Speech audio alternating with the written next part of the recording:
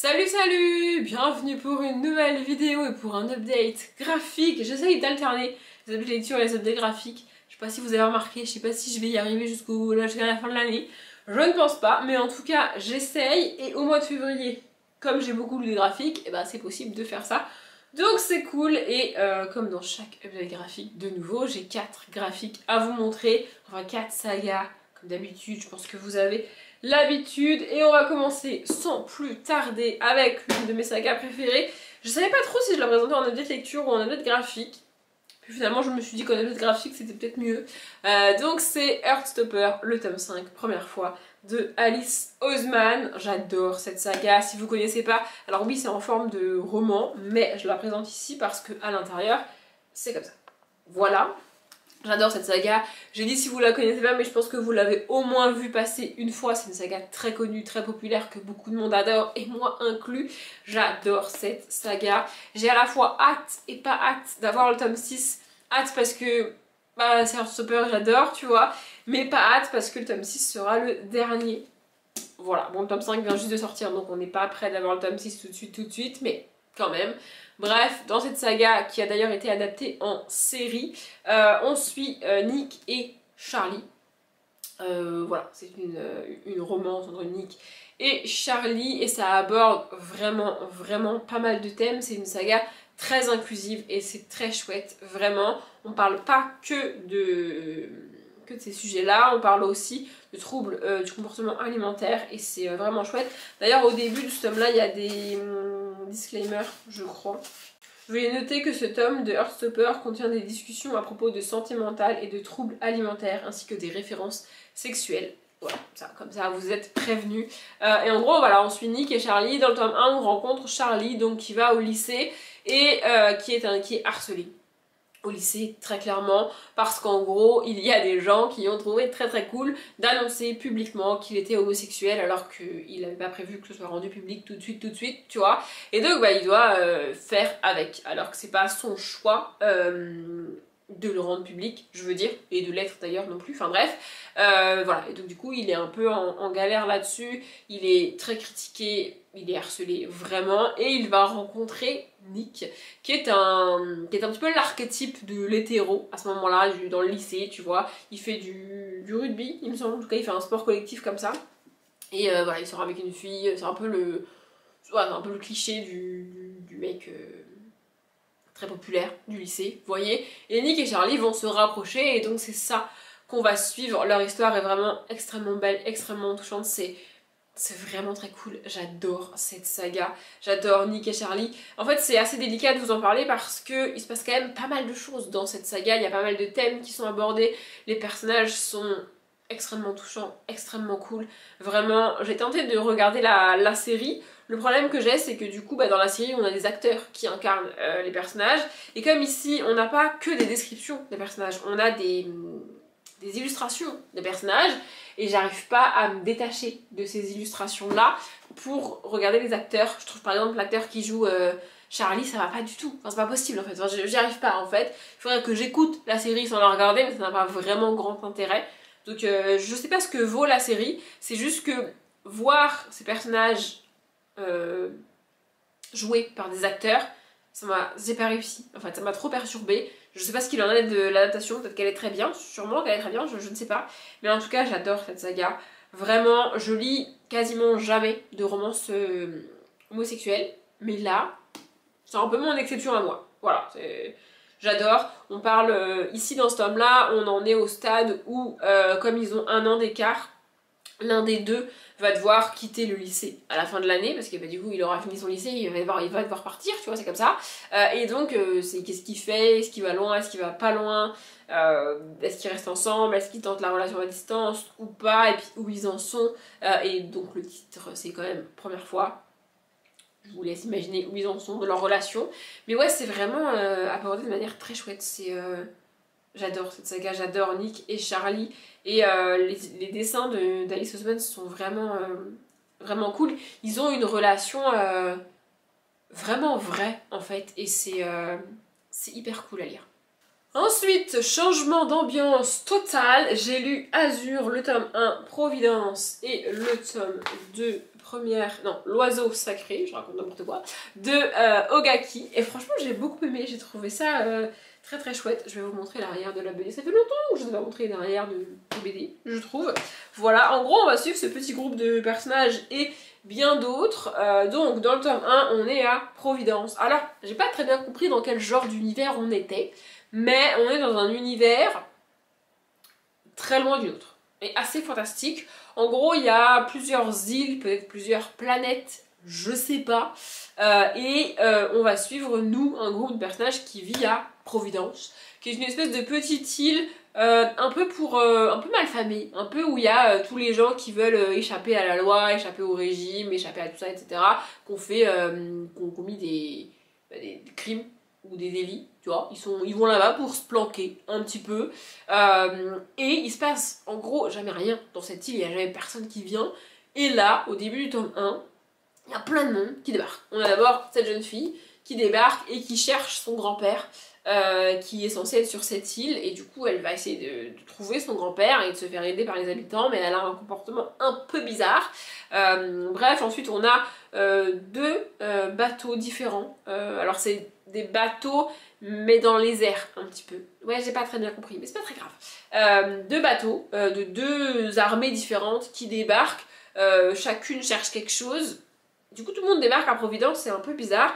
Et ensuite donc ce jeune homme là, qui est un petit peu l'archétype du bandit hors la loi, tu vois, qui fait de la contrebande, etc. etc. On n'est pas sur un mafieux qui bute des gens tout le temps, hein. On est sur quelqu'un qui est hors la loi, mais gentil, entre guillemets, tu vois. Et donc il va aider cette jeune fille à échapper aux gens qui la poursuivent, parce que du coup, elle cherche son grand-père, mais il y a aussi d'autres gens qui cherchent son grand-père et qui se sont rendus compte qu'elle cherchait son grand-père, et que donc peut-être du coup, elle pouvait les aider. Sauf qu'au lieu d'aller lui dire bonjour madame, on cherche la même chose, est-ce que vous voulez nous aider, il l'enlève, il la séquestre, il la torture, enfin bref, c'est un truc assez trash qui se passe là-dedans.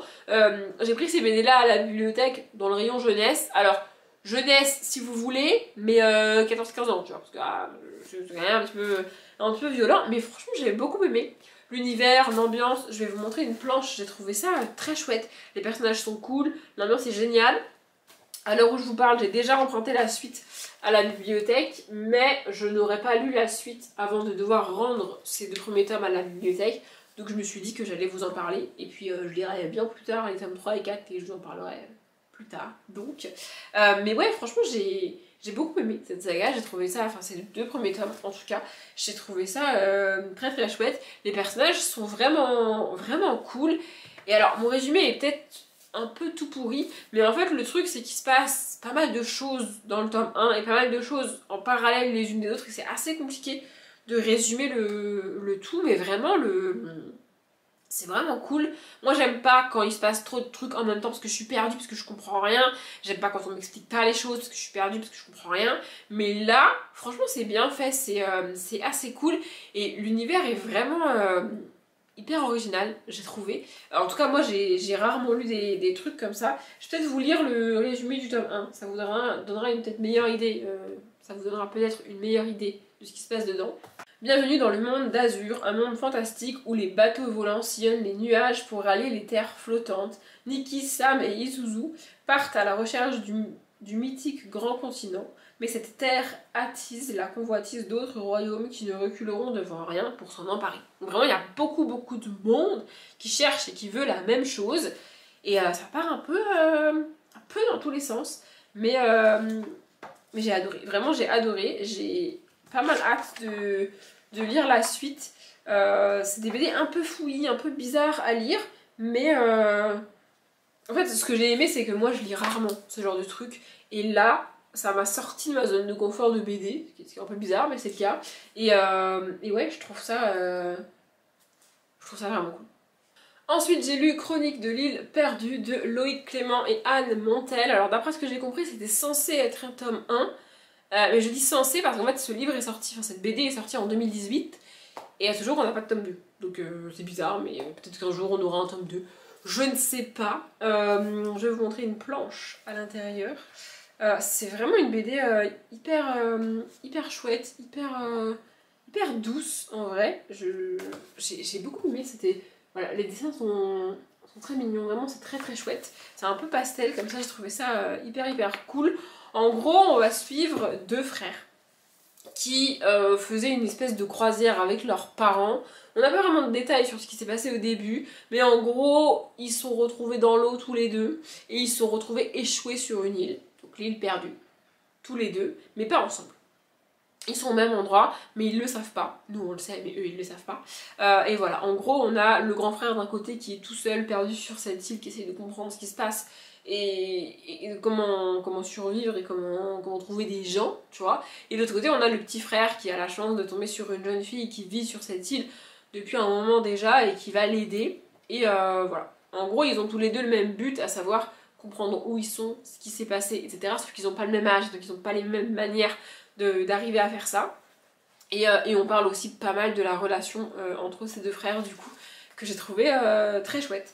Vraiment j'ai beaucoup aimé cette BD, ces deux frères sont hyper mignons et la relation entre les deux est très vraie en fait. C'est cette relation un peu à la fois conflictuelle mais en même temps d'amour parce que ça reste des frères, vous voyez. Vraiment c'est assez bien représenté en termes de relations fraternelles et il y a aussi toute une question de fantastique et un peu de cauchemar au milieu de tout ça.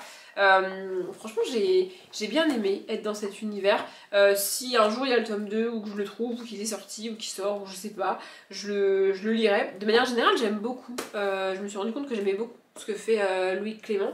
Je lis pas mal de BD écrites par lui et j'aime bien. Et là à l'arrière on a une espèce d'armée de doudous qui ont un rôle dans l'histoire. Vraiment j'ai beaucoup aimé cette histoire et cette BD. C'est assez... En fait c'est à la fois mignon, doux et très enfantin. Et en même temps on a parfois des attaques, des cauchemars, des choses qui se passent très vite et qui font très peur. Mais comme c'est fait pour les enfants, derrière on les rassure, on explique ce qui s'est passé et ouais, vraiment j'ai trouvé cet équilibre assez bien trouvé et assez juste et très bien dosé et j'ai adoré. Le dernier graphique pour aujourd'hui c'est 109 Rue des Soupirs, le tome 5, Fantôme de soirée de Monsieur Tan et Yamgi Dumont. J'adore Monsieur Tan, j'adore 109 Rue des Soupirs. Je trouve ça absolument génial. Dans cette saga, on suit donc Elliot qui, au début du tome 1, emménage, je cherche une planche, je vais vous montrer en même temps, qui au début du tome 1 emménage donc au 109 rue des Soupirs, une espèce de manoir réputé hanté. Voilà, à quoi ça ressemble vite fait. Il y a aussi des fois des grandes illustrations, voilà, comme ça. Voilà. Donc il emménage au 109 rue des Soupirs. Ses parents sont avocats, il me semble, et ils sont très souvent en déplacement. Donc en fait, ils sont quasiment jamais là. Dans aucun des tomes, quasiment, on voit ses parents parce qu'ils sont pas là. Sauf que le 109 rue des Soupirs, bah, c'est habité par des fantômes. Et donc c'est hanté. Et donc Elliot va cohabiter avec ces fantômes et être un petit peu élevé par ces fantômes. On les rencontre, ils sont 5 il me semble, et j'adore cette saga. Et donc dans chaque tome on a une aventure d'Elliot avec ces fantômes. Et ici l'histoire c'est que il y a des voisins qui emménagent, enfin des nouveaux voisins qui emménagent dans la maison d'en face et qui vont faire des soirées et faire beaucoup de bruit et déranger Elliot et les fantômes, qui vont essayer de calmer le jeu et d'aller dire aux voisins de faire en gros un peu moins de bruit, tu vois. Voilà, j'adore cette saga. Vraiment, ce que j'aime, c'est que l'humour est vraiment très présent et très décalé. C'est même pas... En fait, Monsieur Tan ne casse même pas le 4e mur. C'est-à-dire que casser le 4e mur, ça veut dire que le personnage s'adresse au lecteur. Ici, c'est pas le cas, mais c'est une forme de ça. En gros, on a un des personnages, un des fantômes, qui s'adresse au narrateur. Alors que le narrateur est un narrateur externe qui n'est pas un personnage de l'histoire, pas du tout en fait. Il est juste là pour poser le décor au début et donner une petite morale à l'histoire à la fin. Vraiment, il n'est pas du tout présent dans l'histoire et pourtant il y a un des personnages qui discute avec le narrateur. Enfin, je sais pas, je trouve ça hyper chouette à lire, c'est vraiment cool. J'adore Monsieur Tan, j'adore Elliot, j'adore l'ambiance et l'univers ici. Je trouve cette saga absolument géniale. Alors vous pouvez lire les tomes dans le désordre, il n'y a pas de problème là-dessus. C'est juste que dans ce tome 5 notamment ils font référence à des événements qui se sont passés dans les tomes d'avant. Donc c'est un peu mieux de les avoir lus, mais c'est pas très grave si c'est pas le cas. En tout cas moi je vous conseille cette saga parce qu'elle est géniale. Voilà, normalement je vous ai dit tout ce que je voulais vous dire sur ces 4 graphiques, enfin 5 graphiques, mais vous avez compris. J'espère que la vidéo vous a plu. Comme d'habitude, je vous souhaite une bonne journée, un bon après-midi, un bon appétit ou une bonne nuit. Et je vous dis à bientôt.